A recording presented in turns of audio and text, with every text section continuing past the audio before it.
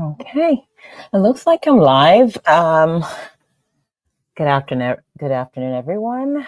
Welcome to Two Psychiatrists and a Microphone. I am Dr. Bolanle at Akinrambi at Bright Minds MD. Dr. Bolanle, okay, I'm having a little bit of feedback.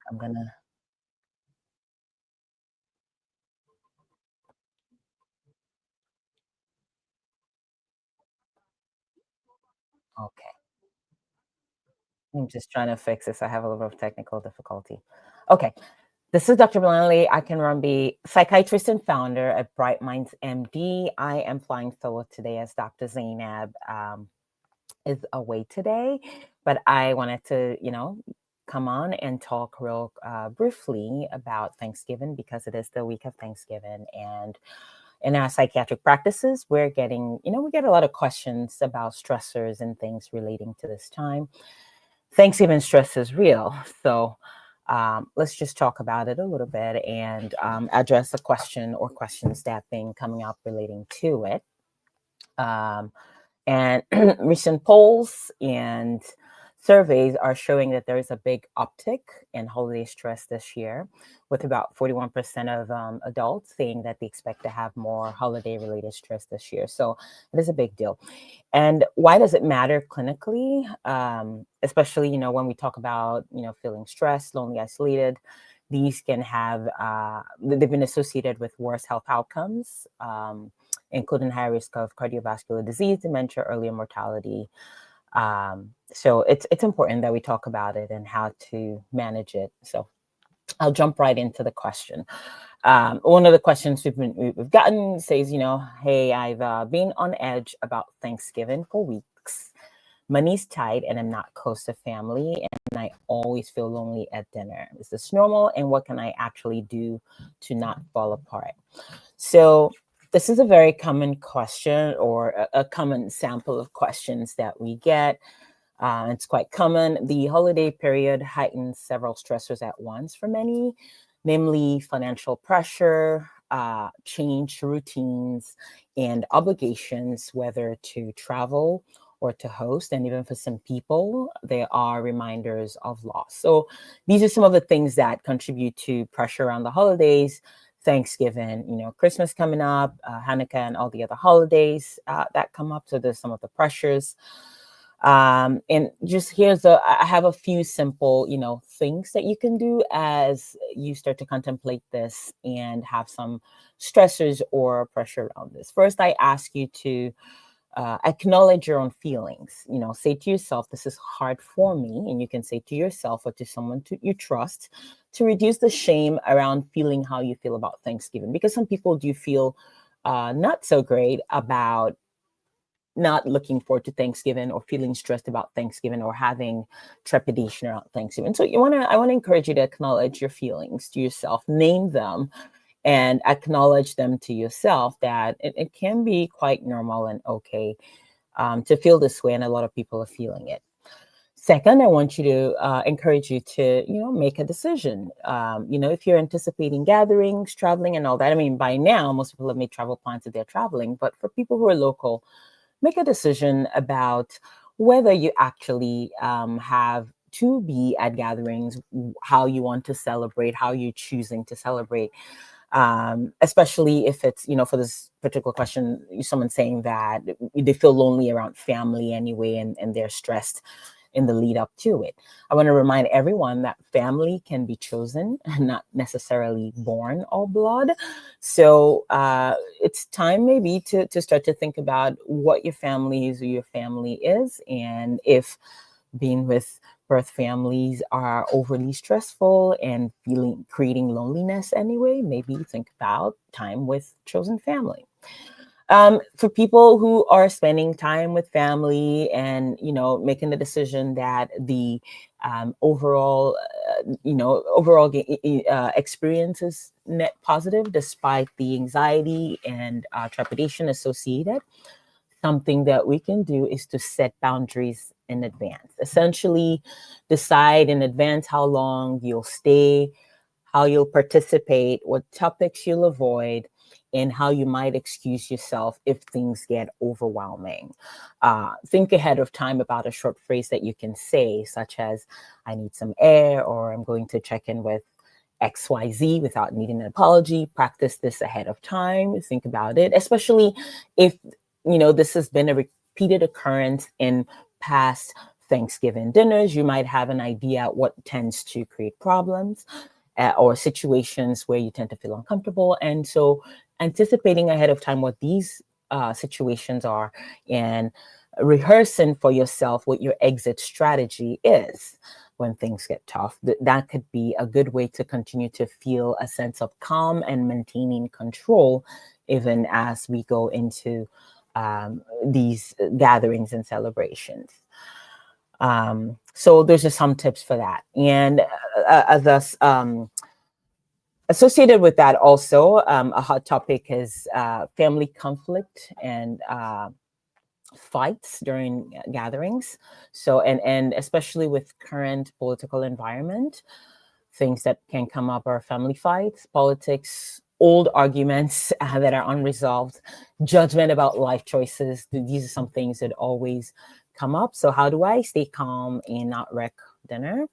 I would say the goal is not necessarily about the dinner, because the dinner should be for the people. So I would say that the goal for this, for gathering, your mind goal should not be about how you wreck dinner, but how you stay calm and enjoy the family gatherings. So here are 3 tactical moves that you can employ in these situations.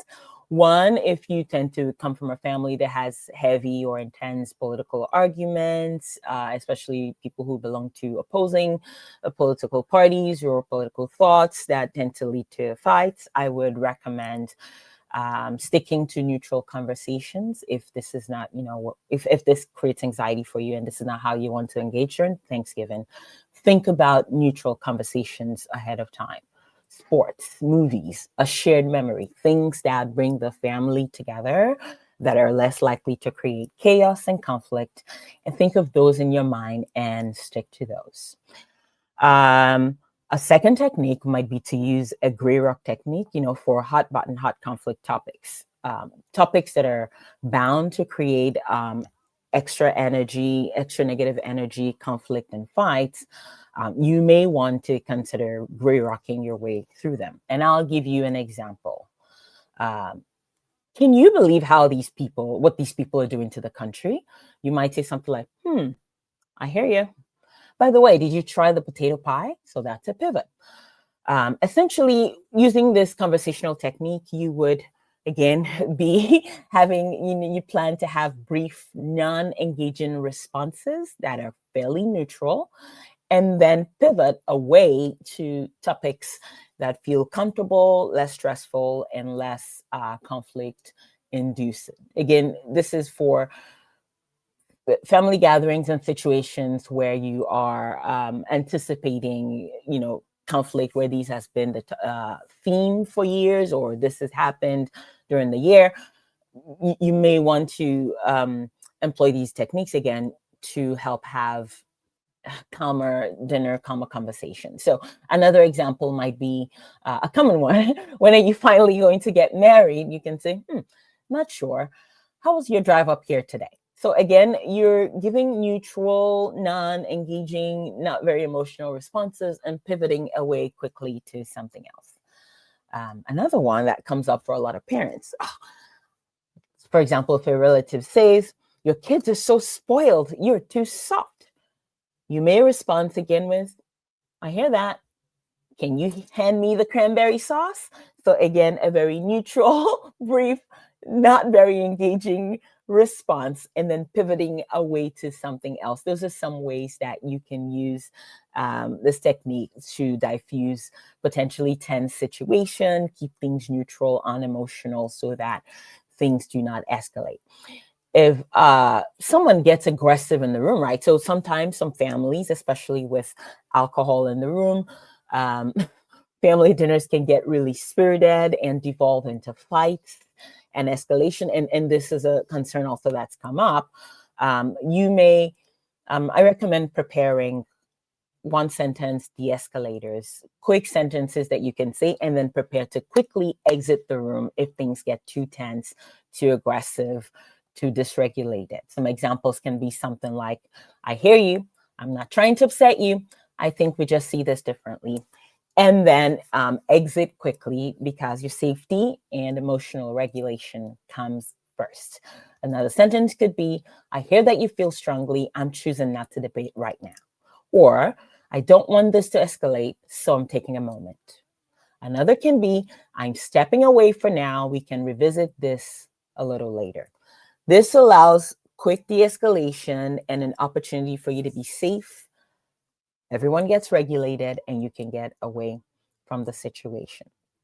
So in general, as we lead up to Thanksgiving and gatherings, I want to give you also some things you can do ahead of time to help yourself regulate it and feel better in control as you prepare. Look at the things you can control. We talked a little bit, and I talked a little bit ahead about how disrupted routines can be part of the stressor for the season. So keep every or most aspects of your routine that you have control over. Try to keep them as consistent as possible. The easier ones tend to be sleep routines and bedtimes, exercise. So you may be sleeping in a different bed. You may be sleeping with family in a different city, but try to go to bed around the same time that you normally go to bed, especially if you have kids. This could be very helpful. It can prevent the young ones from being overtired and becoming dysregulated. Even adults become dysregulated when they're off routine, off schedule, and sleeping a little later than usual for them. So I recommend trying to keep your the things you can control as much as possible is keeping your bedtime as close to your usual times as possible. Try to keep your movement, like your exercise, as consistent as possible. And that may mean if you're out of town, maybe you can walk in the neighborhood. If you don't have access to your usual routines, you can do YouTube videos, dances, keeping some level of movement, especially if that's part of your routine. Keep it as part of your routine to keep things as close to consistent as possible. I encourage people to set non-negotiable boundaries. For example, you can say, I'll participate or be at dinner for just 2 hours and we won't discuss politics. If you have some guiding directions for yourself as far as what you think you might be able to tolerate or cope with and still be able to enjoy yourself, it helps you feel in control ahead of time and reduce a level of anxiety. And I'm going to also recommend limiting alcohol as much as possible. Alcohol is a depressant, and holiday drinking often worsens mood and anxiety. So I want us to be mindful of how much alcohol consumption, we're participating in around this season as well. Now, if you have new symptoms and they're impairing, you're not sleeping, you can't work, you're having persistent, suicidal or self-harm thoughts, or you find that you're using substances more than usual, please reach out to your clinician. If you already have a psychiatrist or a therapist, please schedule a pre-holiday check-in to review your medications, your sleeping plans, your coping strategies. These are all very helpful to help ensure that you're able to enjoy the holidays, deal with any anxieties, and have potentially the best outcomes in this season. And if you're in the US, for immediate resources, you can always call 988 for crisis support.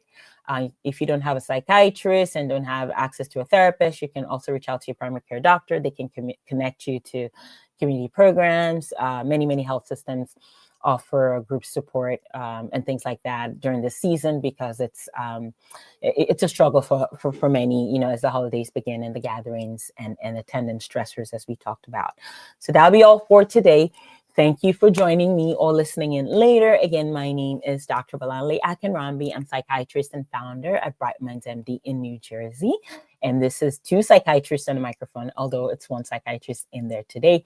I hope you have a wonderful afternoon or a wonderful rest of your day today. And I hope you found something useful today listening to this. I hope you enjoy Thanksgiving. Thank you for listening in. Bye-bye.